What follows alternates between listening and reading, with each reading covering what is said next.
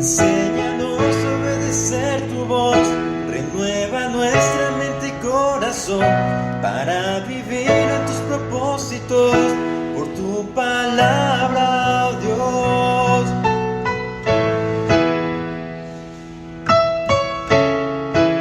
Infalible y poderosa, penetra el duro corazón, sobre todo prevalecerá. Tu palabra es la verdad. Dios te bendiga, amado hermano, amada hermana. Sean bienvenidos a nuestro devocional, a nuestro estudio de la Biblia, en nuestro tiempo con Dios. El día de hoy analizaremos sacrificios de alabanza en Hebreos capítulo 13, versos 9 al 17.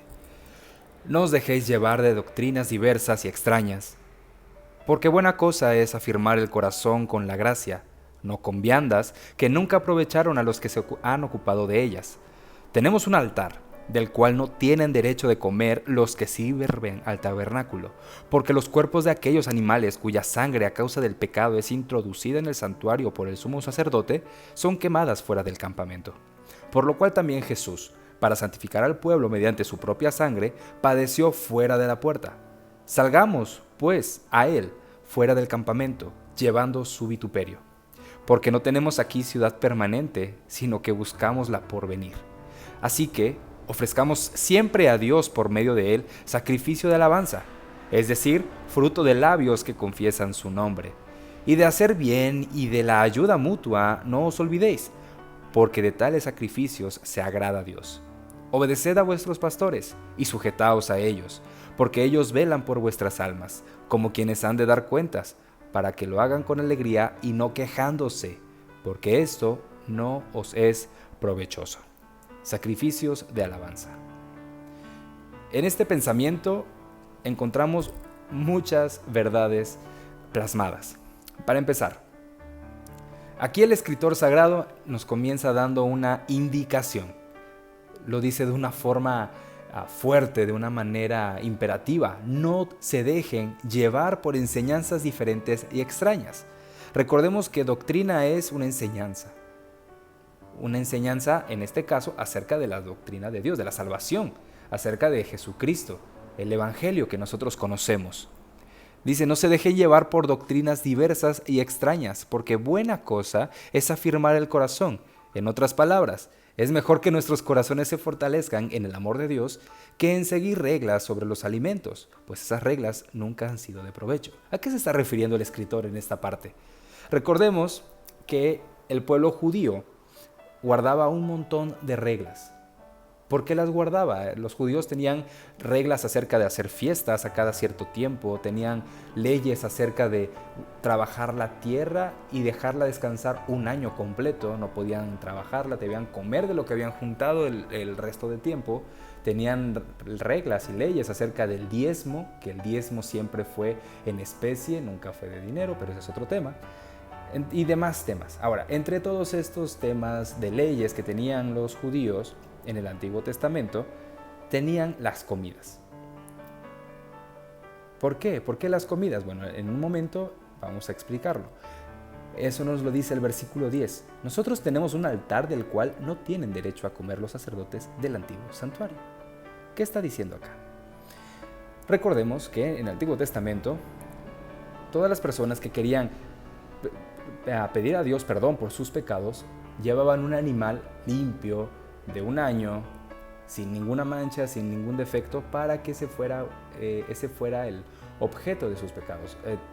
De una manera simbólica transmitían sus pecados al animal y este animal moría vertiendo su sangre y esa era la única forma de ser perdonado de los pecados. Estamos hablando del Antiguo Testamento.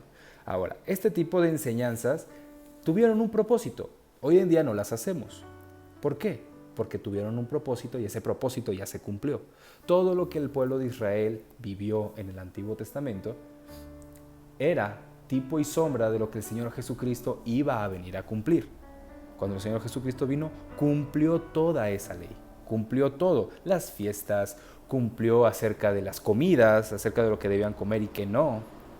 Recordemos que el apóstol Pedro, hablando acerca de las comidas, de una ley de las comidas, Dios le mostró una visión y el Señor le dijo, mata y come, y vio un montón de animales que ellos consideraban impuros. Y el apóstol Pedro les dijo, no, Señor, porque jamás he comido algo impuro. Entonces, la respuesta que Dios le da es, no llames impuro a lo que yo he creado. Era una respuesta acerca puramente de la comida, tiene muchas aplicaciones, pero entre todas estas es que ni las personas gentiles podían ser llamadas impuras y tampoco los animales.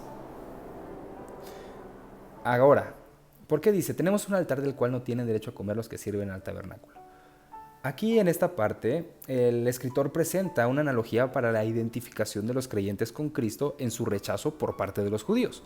El cuerpo de los animales que eran ofrecidos en el día de la expiación no eran comidos, sino eran quemados fuera del campamento. Esto lo podemos confirmar en Levítico 4:21 y 16:27. Y hago énfasis acá, eran quemados fuera del campamento. ¿Por qué? Porque esto también era tipo y sombra de lo que el Señor Jesucristo iba a venir a cumplir. Ahora, Jesús, quien fue el sacrificio expiatorio supremo, crucificado de forma similar afuera de las puertas de Jerusalén. ¿En dónde encontramos esto? En Juan 19:17. El Señor Jesucristo murió fuera de las puertas de Jerusalén. Ahora, esto en sentido figurado, los creyentes deben unirse a Él, al Señor Jesucristo, fuera del campamento del mundo y por completo dejar de ser parte de sus prácticas que son impías y un sistema de maldad que el mundo maneja. Ahora, por extensión, esto también ilustraría el abandono del sistema levítico. Los hebreos no comprometidos necesitaban dar ese paso valiente y salir de una vez por todas de ese sistema para quedar fuera del campo del Israel del pacto antiguo. En palabras sencillas, el hecho de que el Señor Jesucristo muriera fuera de las puertas de Israel simbolizaba de que nosotros como creyentes debemos salir de las puertas de este mundo, salir de las tiendas de este mundo para unirnos a nuestro Salvador, al sacrificio que fue dado fuera del campamento, en este caso fuera del campamento del mundo, dejando las prácticas, lo que el mundo ve como correcto, nosotros verlo también como incorrecto. Amar lo que Dios ama y odiar lo que Dios aborrece. De eso está hablando. Ahora, el altar es el que hace la ofrenda y el sacrificio están muy relacionados entre sí. El versículo 10 dice, nosotros tenemos un altar, el cual no tienen derecho a comer los sacerdotes del antiguo santuario, pues si el sumo sacerdote lleva la sangre de los animales al santuario como ofrenda para quitar el pecado, pero los cuerpos de esos animales se queman fuera del campamento. ¿Qué está diciendo? El ejemplo que acabamos de ver en el Señor Jesucristo. Así también Jesús sufrió la muerte fuera de la ciudad para consagrar al pueblo por medio de su propia sangre. Vayamos pues con Jesús fuera del campamento y suframos la misma deshonra que Él sufrió. Aquí dice vituperio, otra versión dice vivamos la misma deshonra. ¿Qué clase de deshonra? Cargar nuestra cruz, aborrecer lo que el mundo ama, aborrecer lo que Dios aborrece y amar lo que Dios ama. Eso es lo que tenemos que hacer. Esa es la indicación para nosotros. ¿Por qué? Porque no tenemos aquí ciudad permanente, o sea, en este mundo no tenemos una ciudad que permanezca para siempre, sino que vamos en busca de una ciudad que sí va a permanecer para siempre. ¿Y eso dónde es? Ese es el reino de Dios. Eso es lo que debemos buscar nosotros. Amados hermanos, no debemos buscar modernizarnos ni adaptarnos al mundo. No debemos traer el mundo a la iglesia, no debemos traer el mundo a mi vida espiritual. Lo que debemos hacer es llevar la iglesia, el evangelio al mundo. Y hacer que el evangelio, el mensaje de salvación, el mensaje de santidad, como vimos ayer, de amor y santidad, habite en nosotros y eso pueda ser transmitido al mundo. Eso es lo que tenemos que hacer. No busquemos una ciudad que permanezca aquí, porque este mundo pasará, pero la palabra de Dios no pasará. No busquemos modernizarnos para llamar la atención. El fin no justifica los medios. La Biblia está siendo muy clara, no se dejen llevar. No nos dejemos llevar por las costumbres anteriores. ¿A qué costumbres anteriores me refiero? A las costumbres que realizaban el pueblo judío. Todo eso ya fue cumplido. Hoy en día no tenemos que hacer fiesta de los sacrificios. Hoy en día no tenemos que hacer la fiesta del Pentecostés, la fiesta de las primicias. Eso ya no tenemos que hacerlo. La Biblia no lo respalda. ¿Es pecado hacerlo? La realidad es de que ya viene con un dolo, pero ese es un tema aparte. Nosotros debemos basarnos en el nuevo pacto, que todas esas fiestas, todos esos diezmos, todos esos mandatos, leyes, estatutos, fueron cumplidos en el Señor Jesucristo. Bueno, ya lo sabemos ahora, ya dejamos atrás la enseñanza levítica, porque se cumplió en el Señor Jesucristo. Ahora, ¿qué vamos a hacer? Bueno, ahora debemos alabar siempre a Dios por medio de Jesucristo. Esta alabanza es el sacrificio que debemos ofrecer. Alabemos pues con nuestros labios, es lo que está diciendo en esta parte del versículo, en el versículo 15. Sacrificio de alabanza, es decir, fruto de labios que confiesan su nombre. Amados hermanos, la alabanza a Dios no son canciones que a nosotros nos parecen buenas, o a nosotros nos parecen tiernas, o a nosotros nos parecen incluso románticas. No, una alabanza verdaderamente, alabanza a Dios, es aquella que exalta su nombre.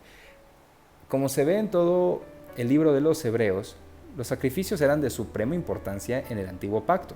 Bajo el nuevo pacto, Dios desea la alabanza y la gratitud de su pueblo más que ofrendas de animales o granos, que eran los diezmos y ofrendas que daban en aquel entonces, puesto que todos los creyentes del Nuevo Testamento son sacerdotes, según 1 de Pedro 2:5. Ellos tienen ofrenda de alabanza y acción de gracias. El sacrificio de alabanza también es mencionado en Levítico 7:12 y en el libro de los Salmos. Ahora, esto es el fruto de nuestros labios. Este sacrificio de alabanza es alabanza a Dios, lo que glorifica a Dios. Si nosotros creemos que una alabanza a Dios es decir, tú me diste y ahora yo soy y ahora yo tengo y ahora yo puedo, un ejemplo, yo puedo saltar, yo puedo danzar, no estamos en contra de eso, pero estamos hablando específicamente de la letra. Si nosotros cuando en una canción, por ejemplo, decimos más yo soy, yo tengo, yo hago, en lugar de decir tú eres, tú haces, tú serás, entonces no estamos alabando de forma correcta. Nuestras alabanzas no deben centrarse en nosotros. Una canción, una alabanza, una oración de alabanza que se centra en el hombre es una alabanza antropocéntrica, o sea, tiene al hombre como objeto de exaltación. Y nosotros no debemos hacer eso. Los cristianos no debemos exaltarnos a nosotros mismos como seres humanos. La misma Biblia dice, no a nosotros, oh Dios, no a nosotros, sino a tu nombre da gloria, por tu misericordia y por tu verdad. O sea, la alabanza debe ser dada a Dios. Nuestras canciones eclesiásticas deben exaltar a Dios, no a nosotros. No debe decir, yo hago esto, yo hago el otro, yo puedo hacer esto. No, debe ser, Señor, tú eres. Señor, tú haces. Señor, tú eres grande, tú eres bendito. ¿Quieres encontrar canciones que exaltan a Dios? Tienes un libro completo en Salmos para leer canciones que exaltan a Dios. Esas son alabanzas. Los judíos tenían una práctica bastante curiosa. Ellos lo que hacían era escribir sus oraciones, las oraciones que nosotros hacemos en la congregación cuando nos piden iniciar el servicio, dar paso a la predicación, etc. Ellos las escribían. En su liturgia ellos escribían estas oraciones y las preparaban con base en las exaltaciones a Dios que podemos encontrar en los salmos.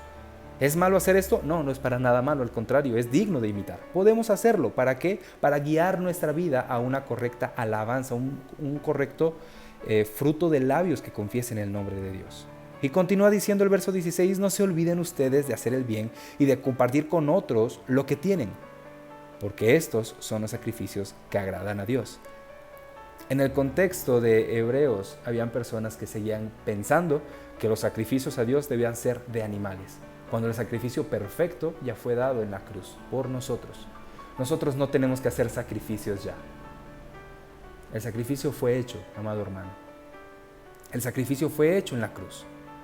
Lo que nosotros debemos hacer es ahora, si queremos darle un sacrificio de alabanza a Dios, es alabarle con nuestros labios y hacer el bien y ayudar a otras personas. Una ayuda mutua. Estos son los sacrificios que le agradan al Señor. Y el pensamiento de este día culmina diciendo, obedezcan a vuestros pastores y sométanse a ellos, porque ellos cuidan sin descanso de ustedes, sabiendo que tienen que rendir cuentas a Dios.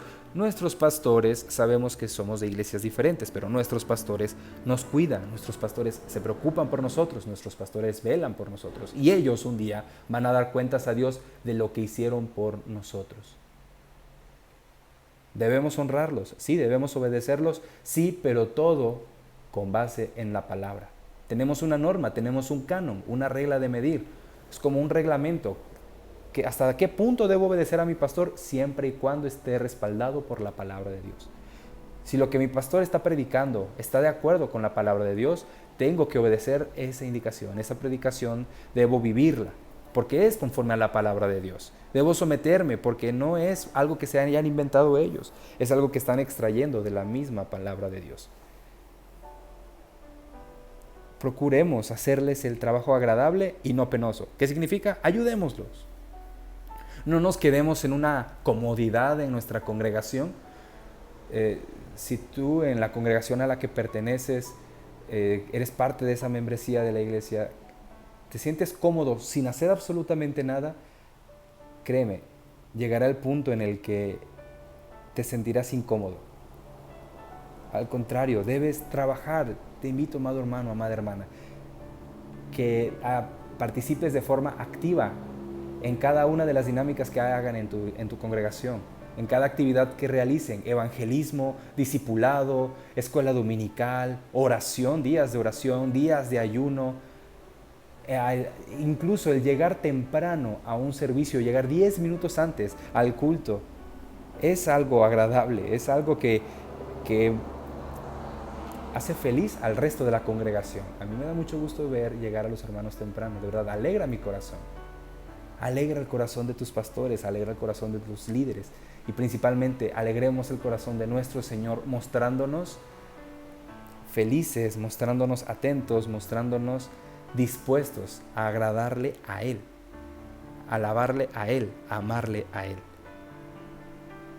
Amados hermanos, si nosotros les hacemos pesado el trabajo a nuestros pastores, créanme, la Biblia lo enseña. De lo contrario, no sería de ningún provecho para ustedes. No vamos a ganar absolutamente nada si nos quedamos conformes, sentados, sin hacer absolutamente nada. Al contrario, involucrémonos. Busquemos la forma de participar de forma activa en la congregación. Este es el mensaje del día. ¿Y qué nos llevamos hoy? ¿Qué significa fuera del campamento en donde Cristo sufrió? Significa, en nuestros tiempos, fuera del mundo. ¿Por qué necesitamos salir de este mundo? ¿Por qué necesitamos estar fuera del mundo? Contéstalo ahí en tu corazón. Una pregunta más que tenemos para este día es: ¿cuál es el sacrificio que le agrada a Dios? ¿Y con cuánta pasión alabamos a Dios y hacemos buenas obras? ¿Queremos hacer un sacrificio que agrade a Dios? Alabemos a Dios con pasión. Si no sabemos, o si creemos que no tenemos palabras suficientes, leamos la Biblia. Ahí hay muchísimas oraciones que nos pueden ayudar a guiar nuestra oración a Él. Y recordemos y reafirmemos el tema del día de ayer, que eran las buenas obras. Estas buenas obras nos instan a nosotros a demostrar el amor de Cristo, el amor cristiano. Esto es lo que debemos hacer. Amados hermanos, Dios sea con cada uno de ustedes. Que Dios les bendiga y disfrutemos de nuestra vida en Dios. Cielo y tierra desvanecerá, tu palabra permanece.